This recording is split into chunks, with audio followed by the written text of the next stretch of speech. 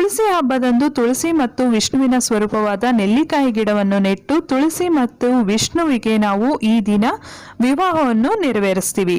ವಿಷ್ಣು ಪುರಾಣದ ಪ್ರಕಾರ ಶಯನದಿಂದ ಎದ್ದೇಳ್ತಾನೆ ಈ ದಿನ ಅಂತ ಒಂದು ಪ್ರತೀತಿ ಇದೆ. ಅಂದರೆ 4 ತಿಂಗಳ ನಂತರ ವಿಷ್ಣು ಎದ್ದು ಭಕ್ತರ ಒಂದು ಕೋರಿಕೆಯನ್ನು ನೆರವೇರಿಸ್ತಾರೆ ಅಂತ ಒಂದು ಪ್ರತೀತಿ ಕೂಡ ಇದೆ. ಮನೆ ಮುಂದೆ ನಾವು ತುಳಸಿ ಗಿಡವನ್ನು ನೆಡೋದ್ರಿಂದ ನಮಗೆ ಸುಖ, ಶಾಂತಿ, ನೆಮ್ಮದಿ ಸಿಗೋದಲ್ಲದೆ ಮನೆಯಲ್ಲಿ ಏನಾದರೂ ಬ್ಯಾಡ್ ನೆಗೆಟಿವ್ ಎನರ್ಜಿ ಏನಾದರೂ ಇದ್ದರೆ ಅದನ್ನು ಕೂಡ ಕಂಪ್ಲೀಟ್ ಆಗಿ ಹೋಗಲಾಡಿಸುತ್ತೆ.